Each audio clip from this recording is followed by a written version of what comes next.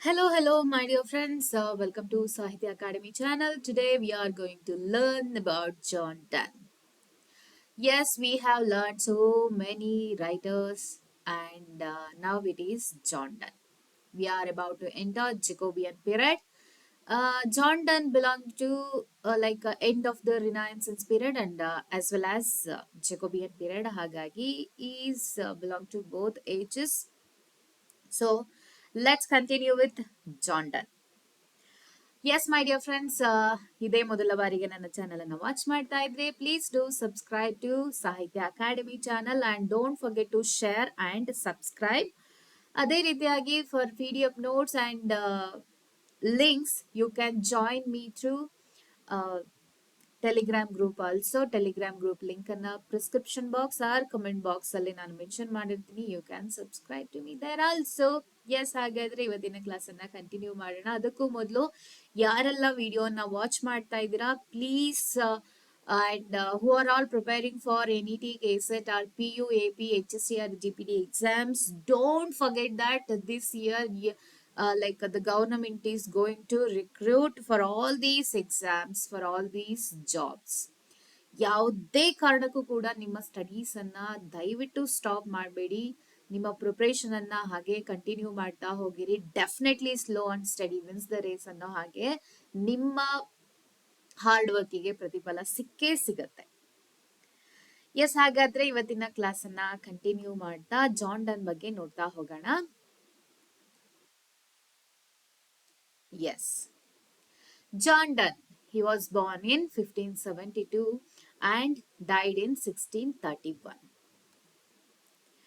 He was born in London in 1572 into a Roman Catholic family during a time when anti-Catholic sentiment was growing in England. So, after the uh, death of Queen Elizabeth, or when James the First came to throne, so it was the period of disturbance. Even in England, all the Catholics were uh, facing hatred, from Anglican Church. So that was the disturbing period. Anti-Catholic sentiment was there. His mother, Elizabeth Heywood, was a great niece of Sir Thomas More. Do you know who is Thomas More? Thomas More was a humanist. So I have introduced about Thomas More in the previous classes. You can watch there. So introduction classes ಅಲ್ಲಿ ನಾನು Thomas more ಬಗ್ಗೆ ಮಾತಾಡಿದ್ದೀನಿ. One who wrote Utopia. He was also Catholic, and because of his Catholic religion, he was executed. Okay, so his mother, Elizabeth Heywood, was a great niece of Sir Thomas More, and his father, a prosperous ironmonger, also named John Donne.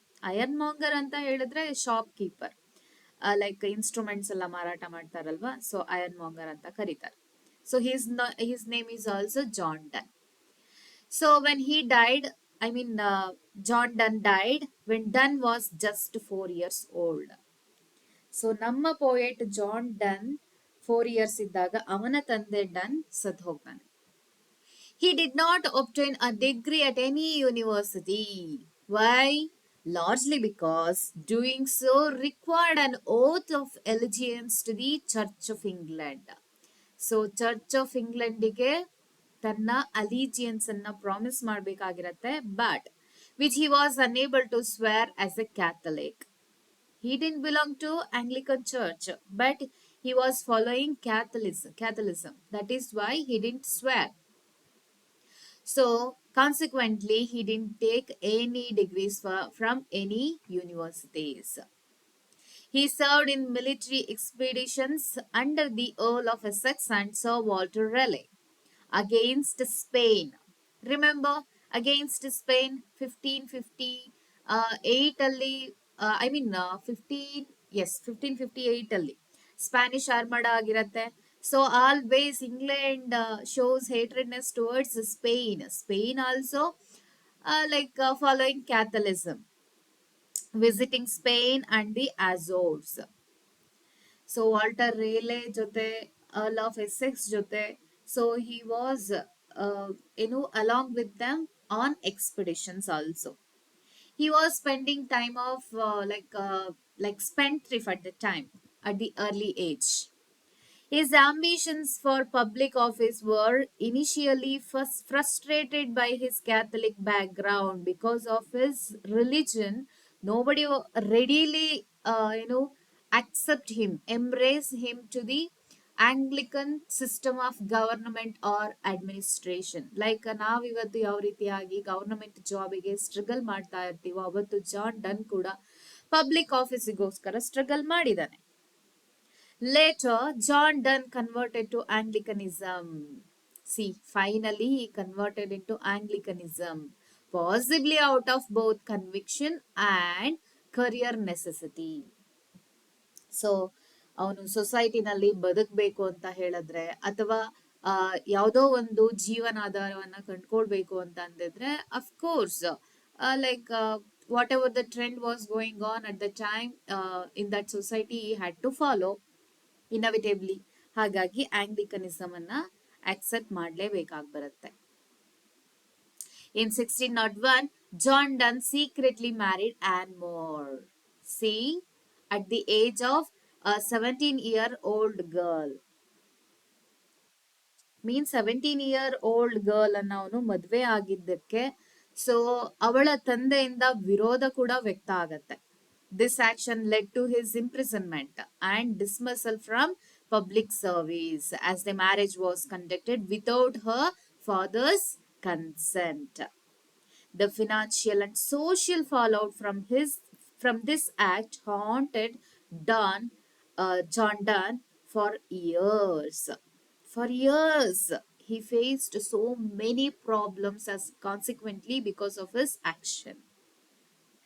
Eventually, under the patronage of influential friends such as King James I, Elizabeth the Queen first ಆದ್ಮೇಲೆ James the first ಅಧಿಕಾರಕ್ಕೆ ಬರ್ತಾರೆ. So ಅವರ period ಅಲ್ಲಿ still like 1880 15 88 ವರ್ಗನು Queen Elizabeth first ಅಧಿಕಾರದಲ್ಲಿರ್ತಾರೆ. So at the time earlier age ಅಲ್ಲಿ ಅವ್ನು ತುಂಬಾ ಪ್ರಾಬ್ಲಮ್ಸ್ ಅನ್ನ ಫೇಸ್ ಮಾಡ್ಬೇಕಾಗಿ ಬರುತ್ತೆ. But King James the first ಬಂದ ಮೇಲೆ ಸ್ವಲ್ಪ ರಿಲ್ಯಾಕ್ಸ್ ಆಗತ್ತೆ. So he took he started to work under the patronage of James the First. Later, Sir Robert Drury Donne's fortunes turned.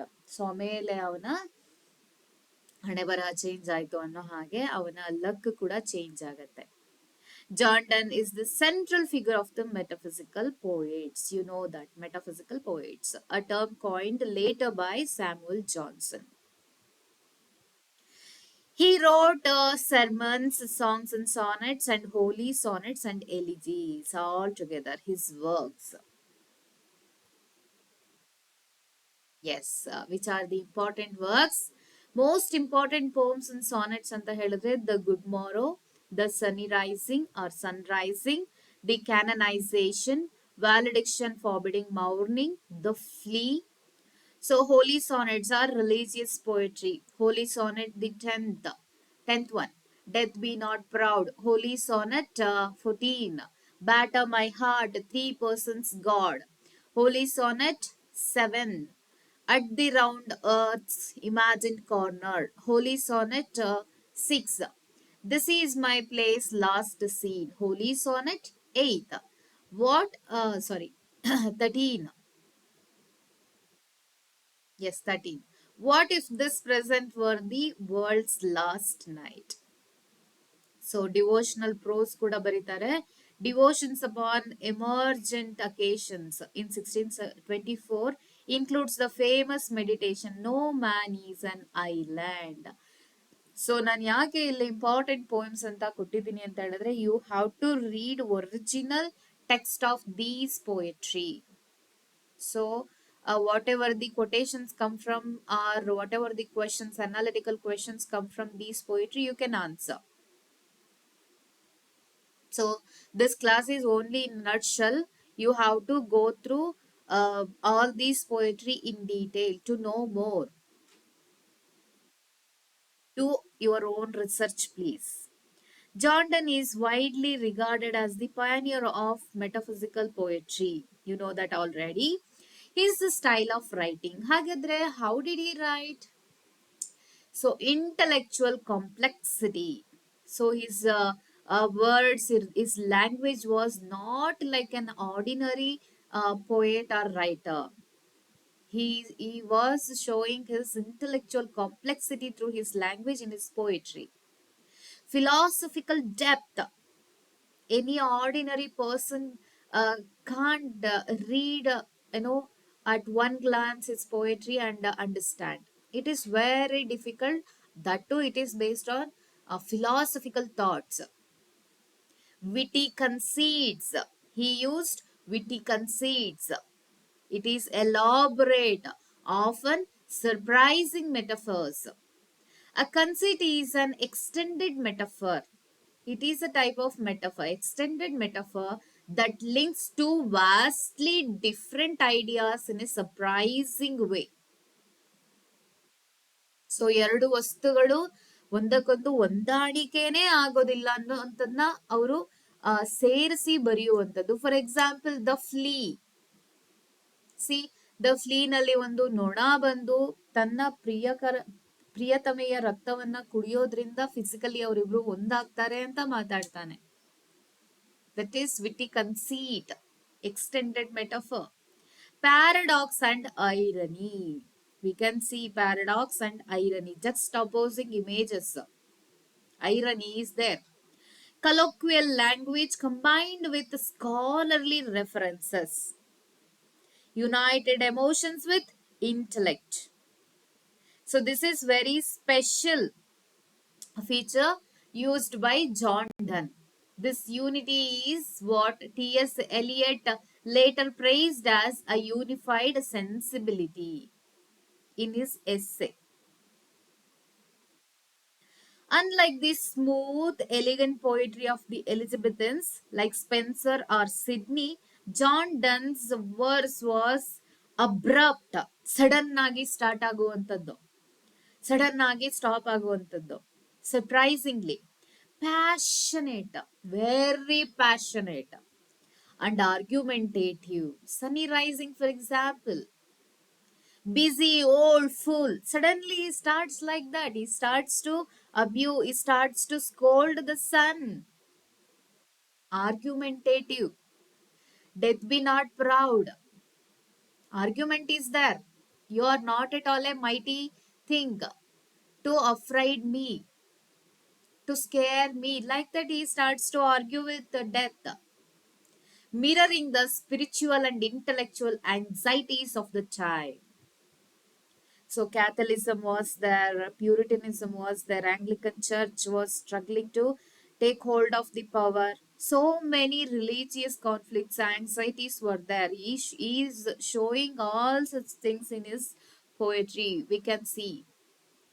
So first important poetry. So little bit of explanation and please read the whole poetry on your own. Good morrow. This is a poem celebrating the awakening of true, mature love. The speaker reflects on the childish loves of the past and now recognizes the spiritual depth of real love shared with his beloved. Their love makes them complete, self sufficient, and unified. I wonder by my troth what thou and I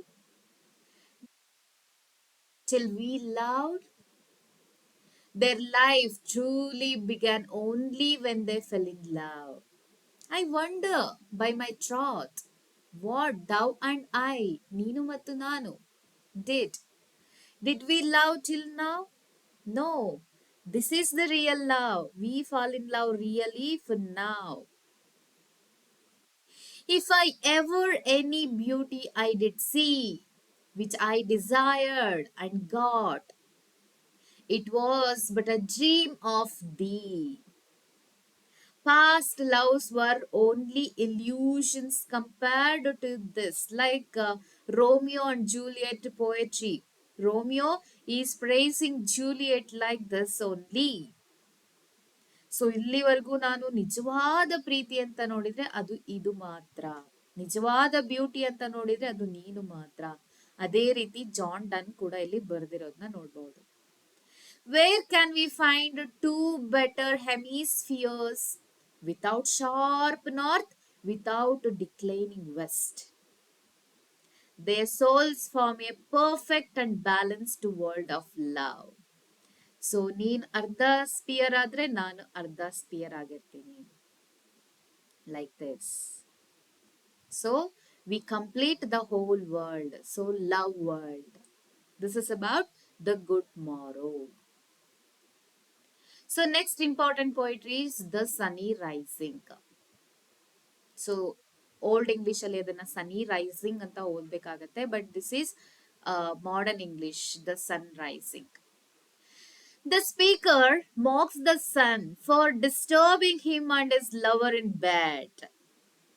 So he and his lover are sleeping in the bed, though sun raised in the east already. The sun rays are peeping into their room.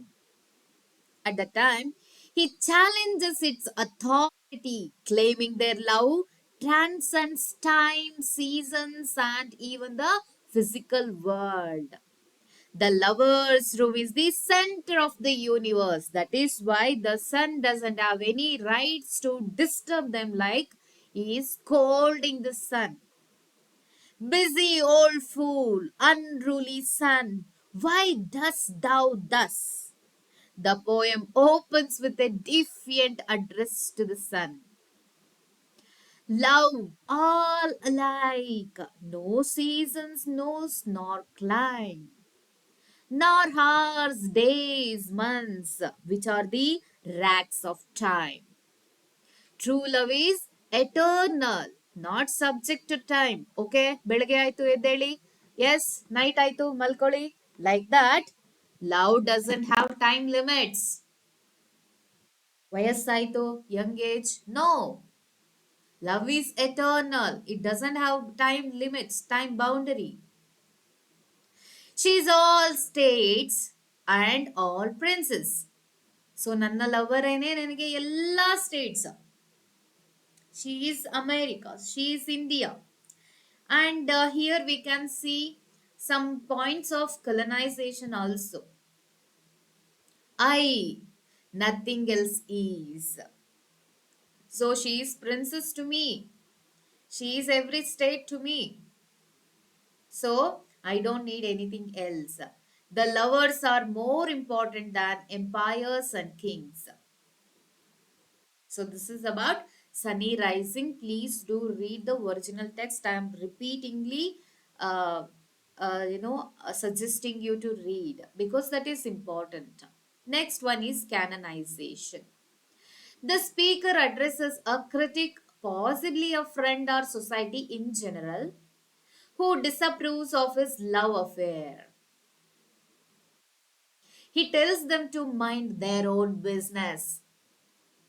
For God's sake, hold your tongue and let me love. So why are you disturbing us? Please let me love, my true love. Please do mind your own business. Like that he is saying. He argues that his love does no harm to anybody. It doesn't cause floods, wars, or plagues. Then why are you worrying about us? It doesn't alter the economy or politics. We are not bothering the state also, administration. Their love is private and harmless. So why be concerned? So why are you worrying? Dear friend, dear society, why are you worrying about us or disturbing us? ನಿಮ್ಮ ಕೆಲಸ ನೀವು ಮಾಡ್ಕೊಳ್ಳಿ. The speaker turns from defense to glorification. So here he was defending his love. Now he is glorifying. He and his lover, he claims, are like a well-wrought urn on the phoenix, perfect in their union, dying and being reborn in love. Well wrought earth, like a vase, it is burned and it is empowered. Like phoenix, burned and takes rebirth. So, through this metaphor of phoenix, he is saying their love is eternal. It doesn't die at all. Like that.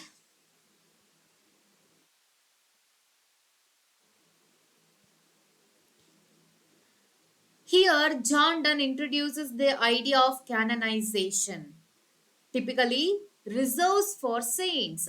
Canonization is meant for saints, not for ordinary people. But here, John Donne uses canonization for their love, for him and his love, his beloved.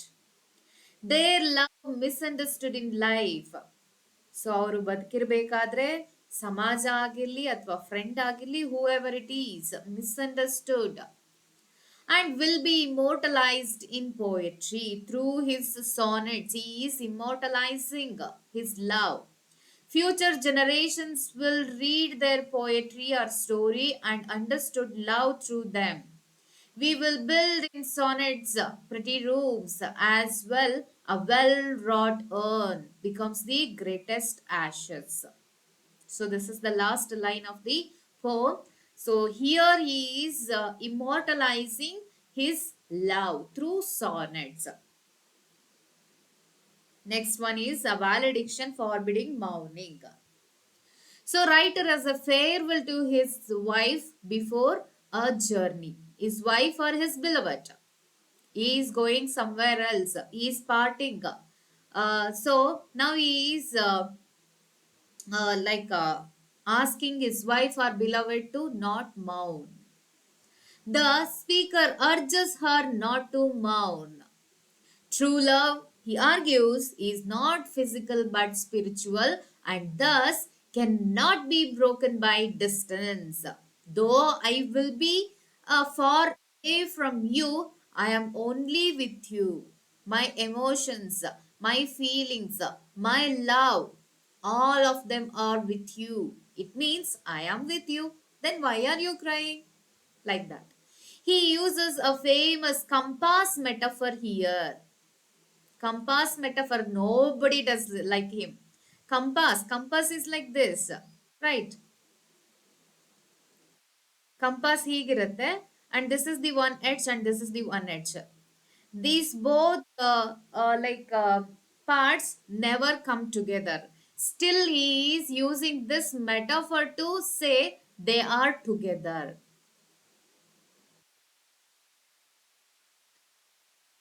Melt and make no noise. No tear, no floods, nor sigh, nor tempts move. Love's quiet dignity is better than dramatic goodbyes. So let us melt. Let us melt together. Make no noise. ಅಯ್ಯೋ ಹೋಯ್ತಾ ಇದೆಯಪ್ಪ ನನ್ನ ಬಿಟ್ಟು ದೂರ ಹೋಗ್ತಾ ಇದೆಯಾ ಆ ರೀತಿ ಜೋರಾಗಿ ಹಳೋದು ಬಿಟ್ಟು so let us melt together. No tear no floods. ಅಳೋದಾಗ್ಲಿ ಕಣ್ಣೀರಿನ ಪ್ರವಾಹ ಹರಿಸೋದಾಗ್ಲಿ ಬೇಡವೇ ಬೇಡ. No sigh no tempest move. Love's quiet dignity is better than dramatic goodbyes. Let us enjoy our love in silence, like that. Our two souls, therefore, which are one. So, spiritually, we are together. Our love is not physical, it is spiritual. Love transcends physical separation. So there is no boundary. So our love transcends that time. If they be two, they are two so, as stiff twin compasses are two. This is best metaphor. Their souls are joined like the legs of a drawing compass. See, so this compass is going to use to make a circle. So, through this circle, we are going to come together. Sorry.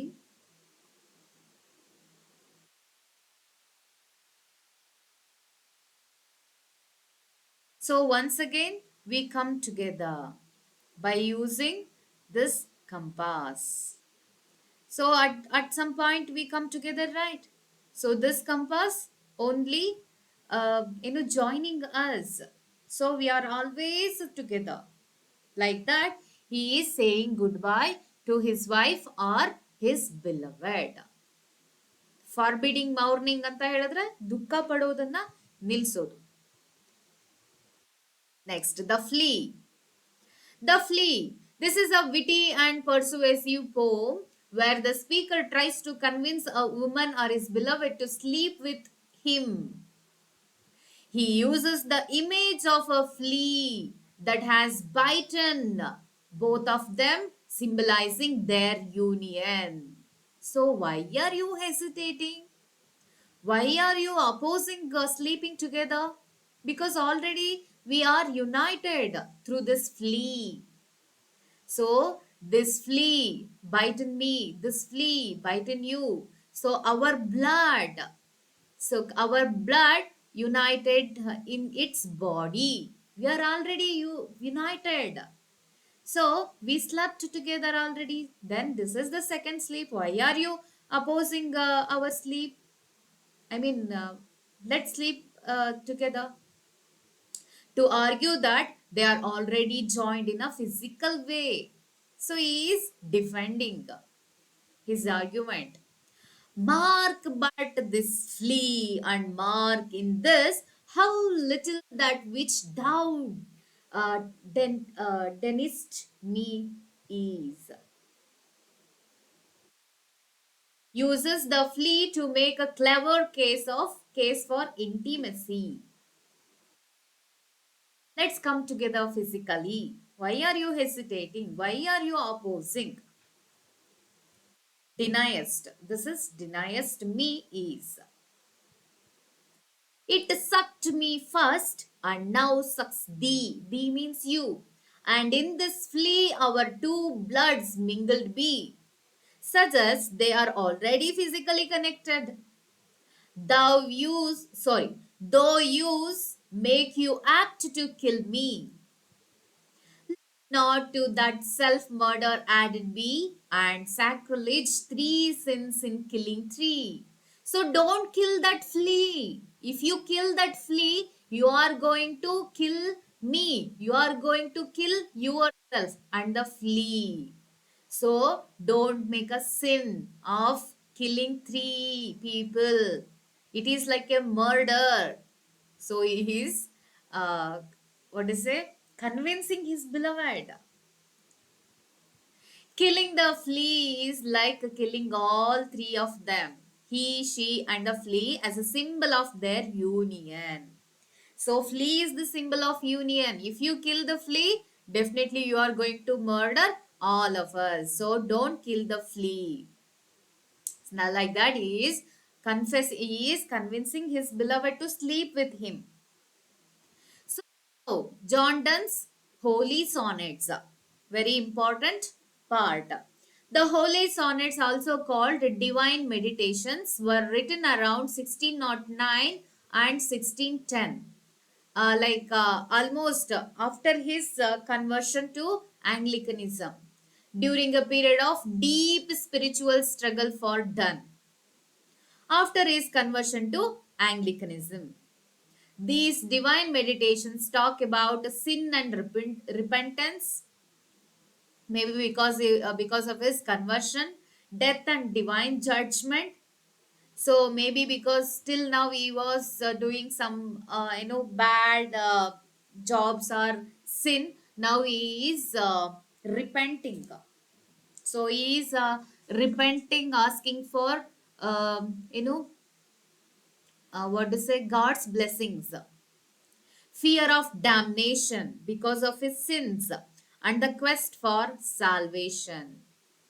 They were written around 1609 and 10 and published posthumously in 1633 in poems by J.D. with elegies on the author's death, though circulated in manuscript before that. So ಅವನು ಬದುಕಿರ್ಬೇಕಾದ್ರೆ through manuscript ಅಂದ್ರೆ ಕೈ ಬರವಣಿಗೆಯ ಮೂಲಕ ಅದೇನಾಗಿರುತ್ತೆ distribute ಆಗಿರುತ್ತೆ. Only after his death in 1633 it all his holy sonnets published in the form of with the title poems by J.D. with elegies on the author's death. So these holy sonnets in written in Petrarchan style in structure. It has like 14 lines, iambic pentameter. So these poetry has full of paradox, metaphysical conceits, and rhetorical urgency. There are 19 holy sonnets. Altogether, he has written 19 holy sonnets. Commonly accepted holy sonnets John Donne ಬರ್ದಿರೋದು ಎಷ್ಟಪ್ಪ ಅಂತ ಹೇಳಿದ್ರೆ 19 ಅಂತ common ಆಗಿ ಹೇಳಲಾಗುತ್ತೆ. But so in different editions there were different sonnets like 17 or 18 like that. But 19 is the accepted number. So first important holy sonnet ಅಂತ ಹೇಳಿದ್ರೆ death be not proud, 10th holy sonnet. This sonnet personifies death and challenges its power and fearsome reputation. John Donne treats death not as a conqueror but as a servant of fate, chance, kings, and desperate men. He argues that death is merely a passage, a short sleep before eternal life. Hence, it should not be proud. This poem reflects John Donne's Christian belief in resurrection and eternal life, asserting that death is not an end but a beginning. Of course, death is fate. ವಿಧಿವಶಕ್ಕೆ ನಾವು ಸಾಯ್ತೀವಿ. So ನಿನ್ನಿಷ್ಟಕ್ಕೆ ಬಂದ ಹಾಗೆ ನೀನು ನಮ್ಮನ್ನ ಸಾಯಿಸಕ್ಕಾಗಲ್ಲ. Fate ಇಂದಾಗಿ ನೀನು ಏನು ಒಬ್ಬ ಮನುಷ್ಯನನ್ನ ಸಾಯಿಸ್ತೀಯ. Chance, because of chance, because of kings. So ಯುದ್ಧದಲ್ಲಿ ಕಿಂಗ್ ಸಾಯಿಸಬಹುದು. ಸೊ ಡೆತ್, ನಿನ್ನ ಡೆತ್, ನೀನು ನಮ್ಮನ್ನ ಸಾಯಿಸ್ಲಿಕ್ಕೆ ಆಗಲ್ಲ, ಬಟ್ ಕಿಂಗ್ ನಮ್ಮನ್ನ ಸಾಯಿಸಬಹುದು. ಅದರಿಂದಾಗಿ ಸಾವು ಬರಬಹುದು. ನಿನ್ನಷ್ಟಕ್ಕೆ ಏನು ಸಾವು ಅವತರಿಸೋದಿಲ್ಲ. Desperate men, so some men desperate to dye.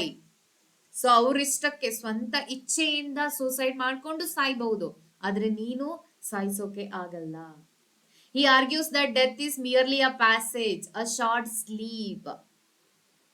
So, what is a mortal life in the immortal life ಗೆ. So that is a kind of eternal life ಗೆ ಆಫ್ಟರ್ ಡೆತ್. ಸೊ ಅದೊಂದು ಚಿಕ್ಕದಾದಂತ ಒಂದು ಸಣ್ಣ ಸ್ಲೀಪ್ ಇದ್ದ ಹಾಗೆ ಅಷ್ಟೇ. You are like a short sleep, only mere a passage ಅಂತ ಹೀಯಾಳಿಸ್ತಾ ಇದ್ದಾನೆ ಡೆತ್ ಅನ್ನ. Death be not proud, thou some have called thee mighty and dreadful, for thou art not so. ಕೆಲವೊಬ್ರು ನಿನ್ನನ್ನ ಮೈಟಿ ಅಂಡ್ ಡ್ರೆಡ್ಫುಲ್ ಅಂತ ಕರಿಬಹುದು, but you don't have that art, you don't have that eligibility, you are not so. So ಹಾಗಾಗಿ ನೀನು ನಿನ್ನನ್ನೇ ಹಿರಿಮೆಯಿಂದ ಮೆರಿಬೇಡ. Thou art slave to fate, chance, kings, and desperate men. One short sleep past, we wake eternally, and death shall be no more. Death, thou shalt die. So you yourself is going to die after eternal life, after we enter eternal life. So ಹಾಗಾಗಿ death be not proud ಅಂತ death ಅನ್ನ ಹೀಯಾಳಿಸ್ತಾ ಇದ್ದಾನೆ. Next, batter my heart, three persons God, 14. This is a kind of shocking poetry. This is perhaps John Donne's most intense and violent sonnet. He addresses the Holy Trinity. Holy Trinity means Father, Son, and Holy Spirit, asking not for gentle reform but for a total spiritual assault, because I have done so many sins. Through force, please what is it, give me salvation, like that. He compares to a besieged town needing to be forcefully taken by God. some Satan besieged the town. So he wanted the God forcefully taken by that Satan. He is comparing himself to a town. He also uses the shocking metaphor of divine ravishment, asking God to divorce him from Satan and forcibly possess his soul. So now, John Donne is the wife of a Satan. So he is asking the God to taken him away from the Satan and forcibly make him his mistress. It's a spiritual cry of desperation. John Donne feels he cannot redeem himself and needs God's overwhelming force to be made pure. ಇಲ್ಲಿವರೆಗೂ ನಾನು ಎಷ್ಟೊಂದು ಪಾಪಗಳನ್ನ ಮಾಡಿದ್ದೀನಿ, ಹಾಗಾಗಿ ನನ್ನನ್ನ ಈಗ ಸ್ವಚ್ಛಗೊಳಿಸಬೇಕು ನೀನು forcefully ಅಂತ ಈ ಪೊಯೆಟ್ರಿಯ ಮೂಲಕ ಹೇಳ್ತಾನೆ. Batter my heart, three persons god. Batter my heart, three persons God for you, as yet but knock and seek to mend. Reason your viceroy in me should defend, but is captivated. Take me to you, imprison me, for I, except you enthrall me, never shall be free. So this is my play's last scene. Please look into the original poetry. At the round in corners, these are the important poetry. And the last important points regarding John Donne anta helidre. So a hymn to God the Father. This is also one of the important poems by John Donne. Please read this original. This is a plea for forgiveness for past and future sins and hymns to God, my God, in my sickness. So written on his deathbed, contemplating eternal life. This is maybe last poem by John Donne. So he also wrote epigrams, short witty poems. Epigrams means short witty poems often satirizing society or offering insight in a compressed form. So he also wrote some of the anniversary poems, An Anatomy of the World, written around 1611, and Of the Progress of the Soul, around 1612. So he wrote for his patron Robert Drury. So Isaac Walton wrote John Donne's biography. Okay, Isaac Walton, John Donne's first biographer, admired his spiritual journey and religious poetry. Criticism about John Donne.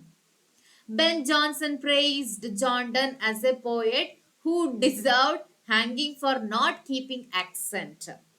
So praising ಅಂತನಾದ್ರೂ ಹೇಳ್ಬೋದು, scolding ಅಂತಾದ್ರೂ ಹೇಳ್ಬೋದು. Okay, so this is the important quote. Please remember, Ben Jonson deserved hanging for not keeping accent. Next is Samuel Johnson in his essay Lives of the Poets, named John Donne the of the metaphysical poets. There only he coined the term. His mixed view of John Donne, like negative positive thoughts are mixed in his criticism. The most heterogeneous ideas are yoked by violence together. Nature and art are ransacked for illustrations, comparisons, and allusions. Admired is wit, but not his poetic grace. Next T S Eliot's essay ನಲ್ಲಿ ನಾವು ಇದನ್ನ price ಅನ್ನ ಕೂಡ ಕಾಣಬಹುದು, some negative thoughts ಅನ್ನ ಕೂಡ ಕಾಣಬಹುದು. T S Eliot's essay ಅಂತ ಹೇಳಿದ್ರೆ the metaphysical poets written around 1921. He argued that John Donne possessed a unified sensibility, so emotions and spirituality and his thoughts. Emotion are not separate, they are unified together excellently. So a thought to John Donne was an experience, it modified his sensibility. Reason is also there, like that he is commenting on John Donne's poetry. Yes, my dear friends, this is about John Donne, a detailed analysis, and please look into the original poetry. Read some of the poetry by John Donne. for more knowledge. So that is the best advice I can give you. This is only a nutshell. Thank you for watching, and don't forget to subscribe to Sahitya Radhana athwa Sahitya Academy. And if you like my class, if you like the content, please do like the video and share the video with your friends, whoever working for are preparing for AP exam ಇರ್ಬೋದು, PU exam ಇರ್ಬೋದು, HSTR GPT and NET KSET ಯಾವುದೇ kind of ಎಕ್ಸಾಮ್ಸ್ಗೂ ಕೂಡ ಇದು ತುಂಬಾನೇ help ಆಗುತ್ತೆ ಅಂತ ಹೇಳ್ತಾ ಇವತ್ತಿನ ಕ್ಲಾಸನ್ನು ಇಲ್ಲಿಗೆ ಸ್ಟಾಪ್ ಮಾಡ್ತಾ ಇದ್ದೀನಿ. And let's meet in the next session.